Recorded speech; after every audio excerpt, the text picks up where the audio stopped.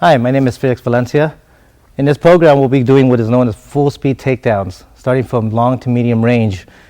My assistants will be going at me full speed. I'll be going over scenarios and how to take them down and the possibilities of them countering and for me to recounter also.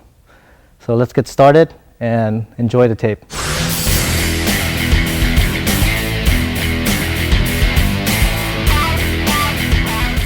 In this first technique, I'm going to start from simplicity of full speed takedowns and go more difficult techniques. Now Matt over here is going to go with a straight thrust to me. What I'm going to do is known as the lazy man technique. All I'm just going to do is slap it with my hips turned and return and hitting the side of the blade with my forearm. So actually what I'm doing is actually hitting the groin, coming back up and turning his elbow, using that as a chicken wing, hold on to it, give him some knees, and then take him down. We'll bring up the speed a little bit. And all you have to remember is just very lazy technique is parry, and then hit it with the back of your forearm. Just 1, 2. And just think hip, hip, hip, hip. Okay? So with Matt, hip, hip. Oh, hip. Let me go ahead and show you again at full speed. Matt's going to go 1, 2, go.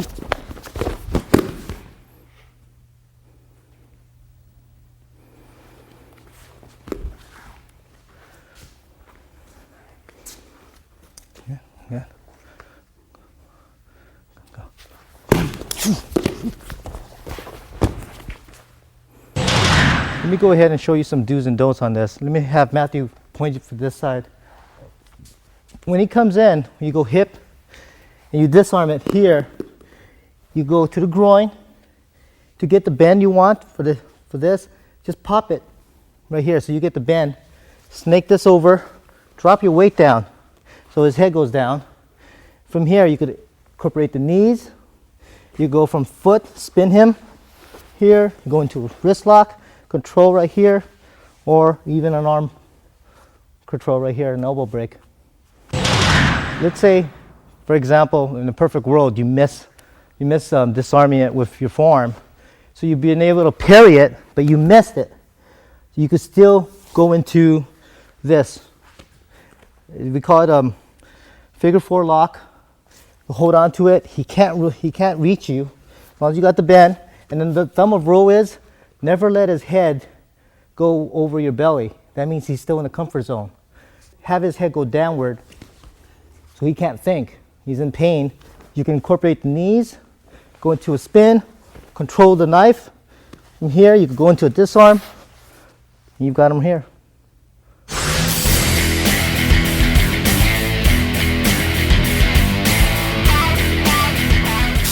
In everything I do, I like to challenge my students. And right now, I'd like to challenge you. We're going to escalate a little bit more, go to a little bit of a hard technique. But it's not really hard if you really think about it. What Alan's going to do is attack me with straight thrust. And what I'm going to do is redirect his energy.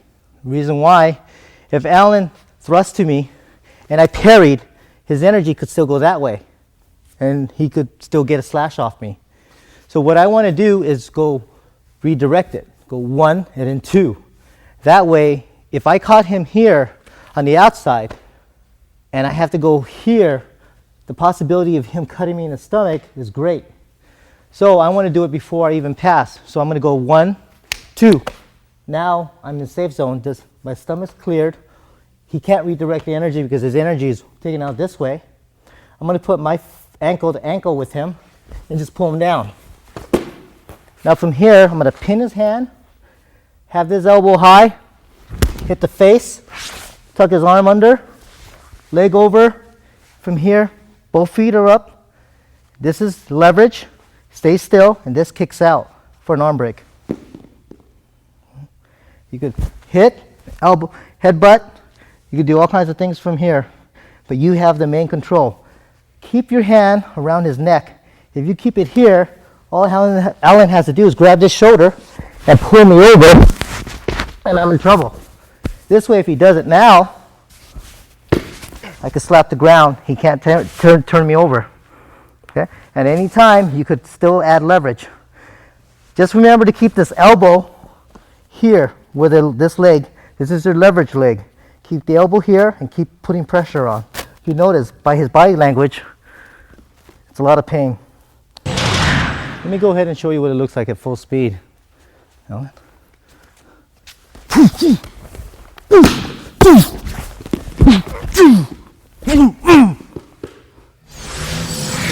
If you notice, I'm having my assistants throw nothing but, feed me nothing but thrust. We're gonna go slashes, backhand slashes, and ice picks.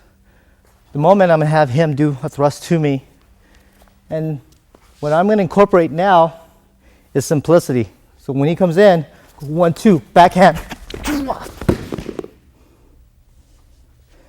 Now from here, if you notice, I have my knee on his hand. Once you put the weight down, look what happens.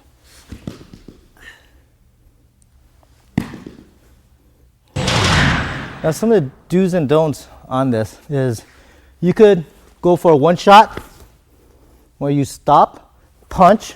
You could go for a double pass. Doesn't matter. Depends on your speed and your ability and what you feel is correct in rhythm. Now when you hold for an anchor, use his bicep for leverage for you, just to jump up in the air. Now, if you have bad knees, you could just lower him down and use this instead. Another point is, don't go with the bend. If you put your knee here, guess what? It gives. So he could still have his own balance. But if you go to the beginning of the forearm, that's where the pain really starts. Okay, so I'll have Matthew come in. Yeah.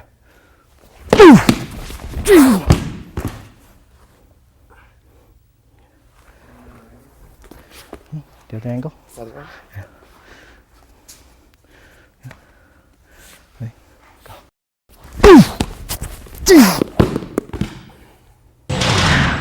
Let me go ahead and show you from another angle.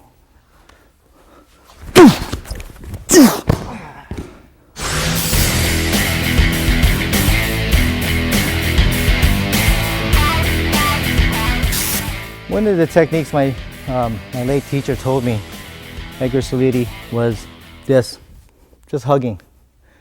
And I asked him how dangerous could that be? And I made a big mistake by him showing it to me. I was gonna thrust.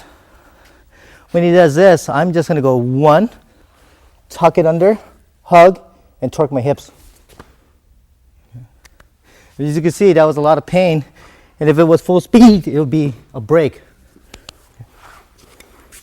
So from here, I'm gonna have Alan come in, 1, 2, torque my hips. Right after you do this, you have groin shots, face, and then takedowns.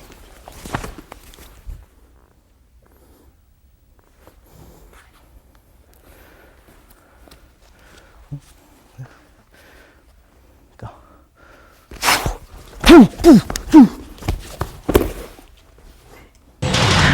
Some of the do's and don'ts in this technique is don't underestimate his reach. You've got to be, once he comes in, you got to tuck it, underarm right clamp down on his wrist. Go into a straight hug. If you go, a lot of people like to do, and right here, I don't know if you can see it, but it's a V right here. You want it tight, clamming up together. So when you do move, it doesn't give a lot. Okay? And when you do the groin shot, it's obviously right here, face. You can capture right behind the head, leg. You can spin them. You can do whatever you want from here. Arms extended, so you could just still put leverage right here on him. And you could disarm at any time.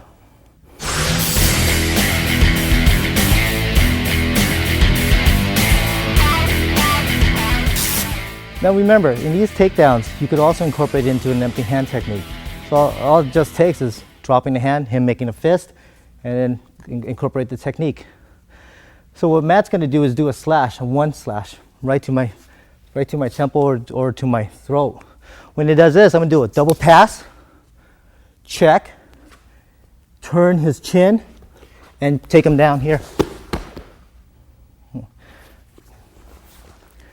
Now, if you notice, what I'm doing is it actually looks, when I turn the chin, my hand is on his very lower spine, the very last tailbone. And what I'm doing is a 50-50 push. So when it does it, he almost does a matrix on this. And I'll show it from here, here. And all I have to do is get 50-50. And that's a takedown. Now, if you notice, I don't control the knife, but what happens after is once you go one here, I have a choice. I can leave my knee behind. Boom. You okay? Yep. Okay. Okay. Or 1, 2. When I check him, I clear it. 1. Step on the knife and go into this. Let me go ahead and go over the scenario with this takedown. When Matt does a slash, and I go 1, 2, turn him, check. Now you have choices. Leaving your knee behind, you could hit the back, or take him down and crack the head. Boom, right here, knock him out. There's also other ways of controlling the knife hand if you don't like the way he's still loose. Is 1, 2. When you take him here, expand. So right here, it's still a break. His neck is here, and all you need to do is stretch him out more, and then break the arm. I'll also break the neck. Let me go ahead and show you this technique. Even though we did it with a knife, let me show you empty-handed. Now I'll keep the knife. I'll have Matt punch me. So when he's right here, it's still. Let me go ahead and slow it down a bit. When he throws the punch, I parry, turn the chin, check the lower spine, and push. Take him down. Try to use this as an anchor, so you can use so many things with this. You can hurry up and get into a wrist lock, go into a straight arm behind your shoulder, with both knees, weights down. He can't try to counter you, and if he does, drop the weight down more. Turn this more.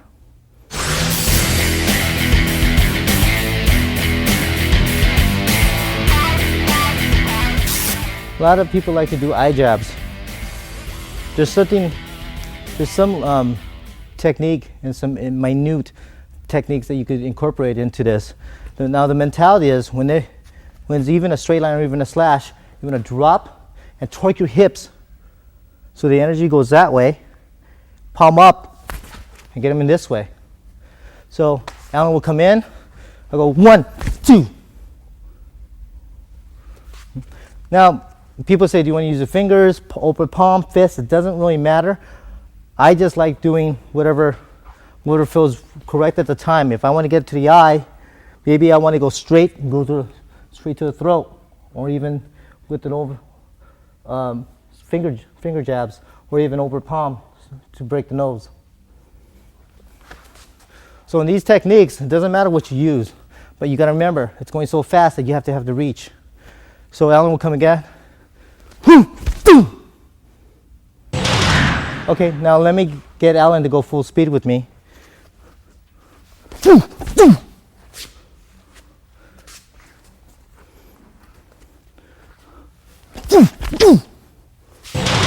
If you notice, he still has the knife in his hand. Now, you've got a few choices. You can stay in the fight or take off. And my choice, if I don't have the knife controlled, I'd rather just take off.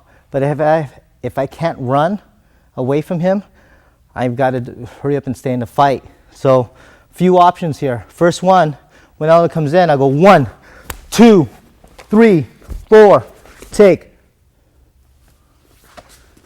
Second option, 1, 2, go.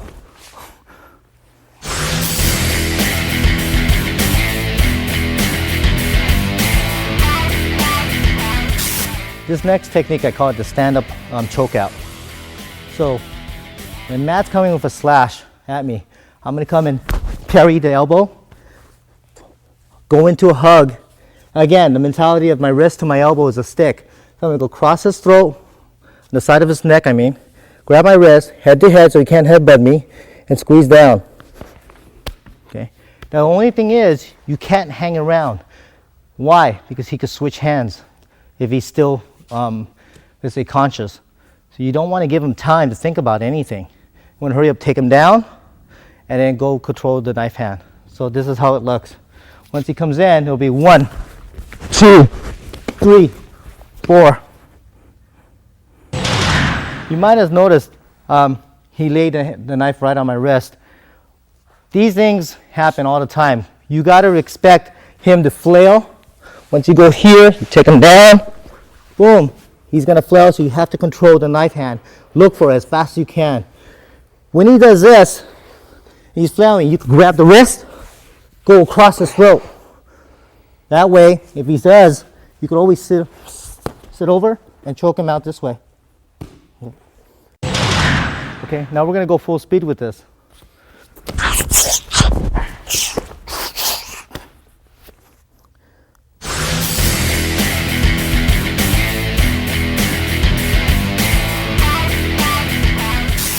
We're going to go after something really exciting right now. It's against the ice pick attack. Now, it's really intricate, so we're going to go break it down a little bit for you to a final finish. Then we'll go full speed. Now, Alan's going to attack me with an ice pick. I have two choices in how to catch this. I'm going to go for a double pass, which is first one's a parry, open-handed, and I'm going to bump with my forearm, this, and catch his wrist, and then anchor the bicep. The other way of catching it is I step out and go into a double grab. Now when you do a double grab, go palm up, palm down. Never the same side, palm down, palm down. Why? It's too easy to counter. You need something, again, right here, palm up, palm down. Now he'll try to counter it. He can't slap it away that easily. Okay. Now once I'm here, I'm gonna push this knife hand in between his legs with my head right behind it. And I'm going to do a shoulder tuck and roll. So when I go down, my head goes down, my knee goes down, and I'm just going to go into a tuck and roll. Him over me. I roll up, and if you notice, what I'm cutting is the inside artery. Now I know his face it isn't a fatal one yet. It takes a while for him to bleed out. But once I slap the face, and I want control of him, I then sandwich his head here, pick up his arm from right here, and go into what is known as a chicken wing. So I've got control of a wrist, or I turn. Okay? At any moment, I could disarm it from here and hold on to the knife. Let me go ahead and pick up the pace a little bit.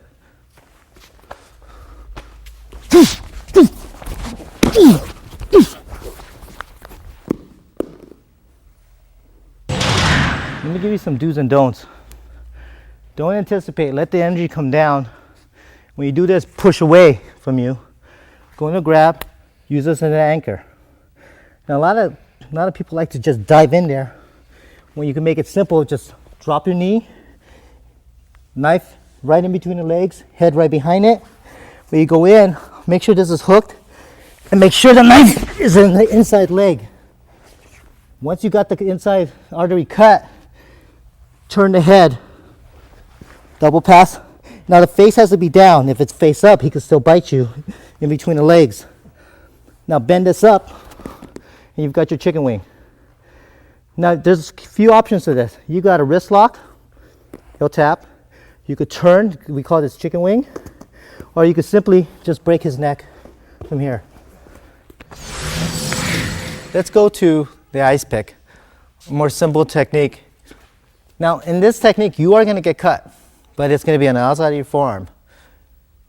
This technique is by him attacking you, you want to go palm up, catch the inside. If you notice, the blade is right on my forearm. But he's not going to get a very good cut, but he's going to get somewhat of a superficial cut, and you rotate palm down to go palm up, scoop it. It comes right out of your hand. Now for drilling purposes, if you want to get the timing and rhythm on this, I'm going to feed it back to Alan. He's going to do the same thing. And it comes right into his hand. And then he does it to me. And you could incorporate your eye jabs into this. At any time, you could incorporate a punch. You could incorporate a elbow. It all depends on what you want to do at the time. Back fist, groin shot, slap. So even a kick, okay? Now these are just for drilling purposes. Now we're going to go a little bit harder. Okay? Now he will come in, and then from here. Now if I come in and he tries to stop me, I'm going to lift up my hand and just spin.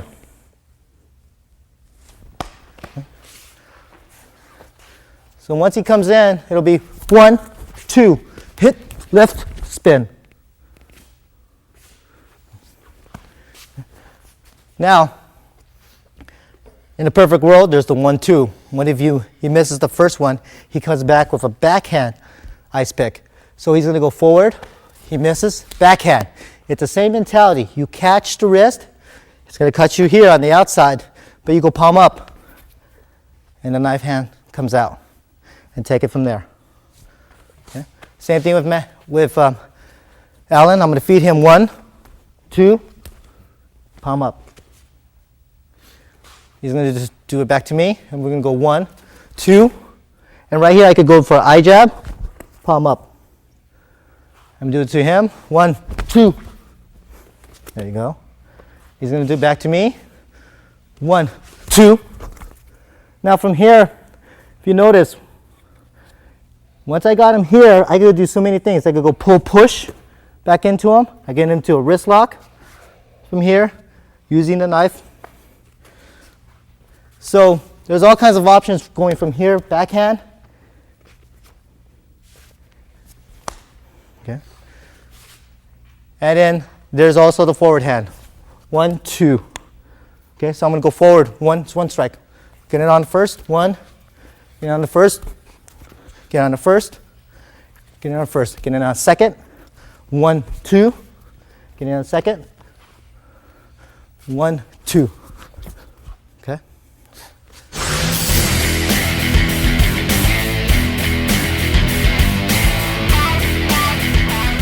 Now I got this one technique from the Indonesian martial arts, Pencak Silat.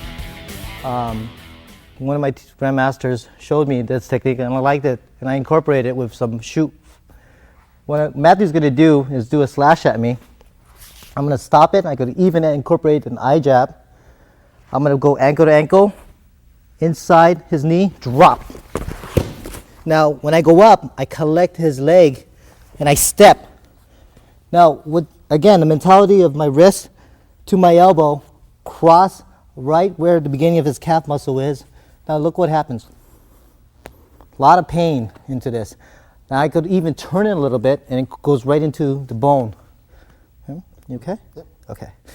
And anytime, if he does give me a hard time, I just add more. I push the knee if I want to. I could disarm it from here by going here, push, go over, and get into a reverse. You okay? Okay. Remember that one? Okay. Now the do's and don'ts on this. A lot of people forget to go ankle to ankle and drop. They just hurry up and go into this. Think he's going to come down. If he has big legs and strong and he's basically in a horse stance, he won't go. So you need leverage. So we're going to cut the leg in half by doing this and collecting.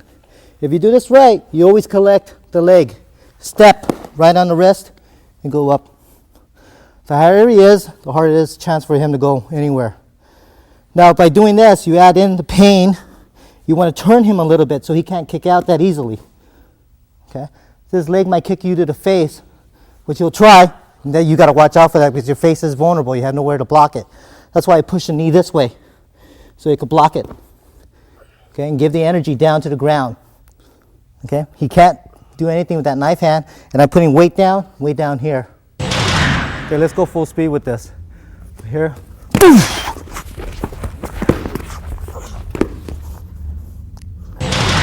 Now the do's and don'ts on this. If you notice what I did when he came slashing, you easily knock the wind out of him by doing a palm strike to his chest, going from here, dropping, going under. And right here, you could still hold on to this. He's still strong. Pin it down now. You want to do it right on the forearm or the wrist. When you put the pressure on his calf muscle, turn his knee so he can't kick you to the face. Make sure it's bent right here. To make it even worse, drop your knee here. So you've got all limbs covered except for this one right here. And that's it. And if he does reach for you, then you've got all limbs covered and you start hitting. Let me give you a different angle. From here, 1, 2, 3, 4, 5, 6, punches, 7, grab, and then hit. Now, in a perfect world, all things happen. If he comes crashing, let's say you controlled him, his limb, the knife hand. So when he comes for a slash, you hit him still. But now, he's not dazed. He's coming in even harder and coming for a hug. From here, what you want to do is palm up, go palm up and hold. From here, what I want you to do is get squared up and don't think about hip tossing at a high line. These are the do's and don'ts. Don't do it from here. If I do it from here, he's still anchored. His weight is distributed to the ground. You want to go straight back, all the way back, and then turn. Pin, and then up. Let me go ahead and show you how to do this without your partner. Once you get into a hug, you go palm up, double-handed. Don't think about hip tossing the high line, which is up here. You want your head to challenge yourself, barely touching the mat, all the way back, and then turn. Once you pin, knee on top of the arm, and get ready for a hitting position. Okay. I'll use Alan. Okay, we'll go into this, hold, and again, I'm going to go from here, drop all the way back, turn, pin, and then go. Let me go ahead and go full speed with Alan. So Alan will come in, boom, hug, boom. Let me go ahead and give you from another angle, Alan. Alan will attack. Boom!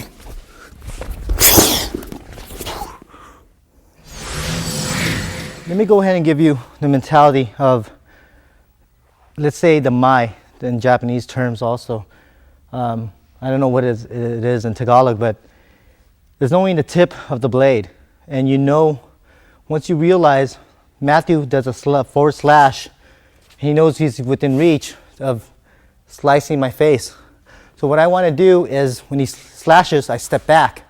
Now he passes the center line, I know he's got to come back. So you anticipate this right here. Okay? So in a perfect world, it'll be a 1-2 sometimes instead of a 1. Sometimes we're not in distance to hurry up and close the line with them or hurry up and close the gap. Sometimes we have to let him commit past a first slash and we get closer to the second slash. So Matthew goes 1, 2, 1, 2.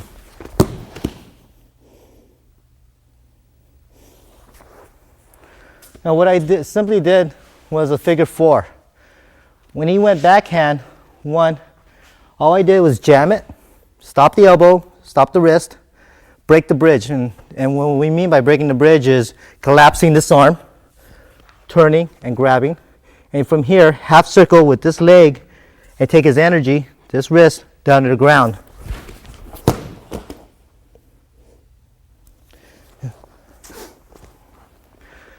There's all kinds of intricacies in these techniques. For example, when he comes backhand 1, 2, you could actually go into this, give it back to him. You go from here, go into a straight arm, and then go into a come along. So the figure 4 opens up a lot of opportunity to go into other locking techniques also, not just a throwing technique. So when he goes into a 1 and then a backhand 2, boom, you could go into eye jab, figure 4. Watch out for your training partner though. When you do this, his knife could go into his eye, so watch out for this. Be nice, remember what I said, be nice to your training partner. You could actually eye jab and then drop him and then over his head for training purposes. If you want to disarm, you could actually use his own neck to disarm it and then go into a straight arm break.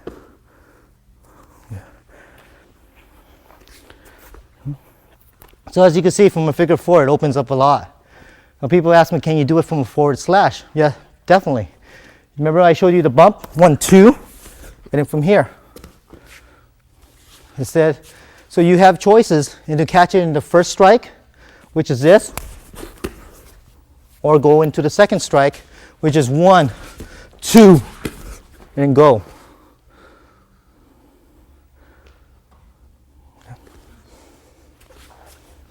So the figure 4 does open the door to a lot of other techniques. We're going to go ahead and go a little bit full speed on this one. So Matthew's going to attack me. 1, 2. This is one of my favorite techniques, and the only thing is you can't go full speed with your partners on this unless they're skinny guys. Only because the tendons in the shoulders are, if they're big muscled, you're going to be tearing muscle and tearing out the shoulder. I'm going to use Matt here. Come on in, Matt. Now I know Matt's flexible, so once he comes in with a slash, I'm going to hit the face. Elbow is going to go over the arm. Remember about breaking the bridge? It's straight right now, so I'm going to brand right here. This hand will go to that side of the shoulder, so I'm going to reverse it and grab from here. I have a lot of choices. I could disarm it from here. What about here? Slash, take him down, or just throw the knife away. Turn the chin, leave the knee behind, and break from here. Okay. One of the things in this technique is once he comes in, 1, 2, right here, is don't, if you want to make him suffer a little bit, stand up straight. Okay. The shoulder is literally being popped out, so, or being torn. So look at the body language on him. It isn't a fun thing. So those are the options with this. Let me go ahead and show it to you again. Once he comes in, boom, you want to work inside, you could elbow over the arm, drop your weight down, and think of this mentality really quick in getting to this part of the body. Now if you notice, he's comfortable right now, but when I stand up straight, it isn't a good thing. His muscles are literally being torn in the shoulder, or the socket's being pulled out. Let me go ahead and show you from another angle. Matt's going to attack. I'm going to hit, and I'm going to go grabbing this side of the chest from here. You can do anything you want. Take down, turn the chin, take him down, make him hit your knee, or stand up straight and make him suffer a little bit more. Now, there is counters to this. If he tenses up, if you got a guy that straight arms it, so you go here, and he tenses up, and he doesn't let you bend. Now, what I'm going to do is grab the inside seam of his pants right here as an anchor, and I'm just going to sit down, and that'll break the arm. Let me give you a little warning. You may not want to practice this, and definitely don't practice this full speed from the get-go. Get to know this technique, build the confidence, and you could tell which guy could take, which student or training partner could take the pain. Again, don't go full speed. Just go slow. You'll see the body language of this. Hi, I'm Matt. We're going to try a medium to full speed.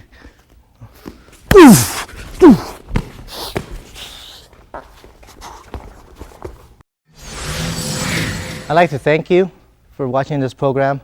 I also want to remind you what full speed means. Full speed means control, confidence, and you've gone through it slowly, and your training partner you haven't hurt. Remember, if you hurt your training partner, you're only going to be able to do this by yourself. It's kind of hard to do it. So methodically walk it through, build the confidence, and go ahead and go full speed as long as you're safe. Thank you.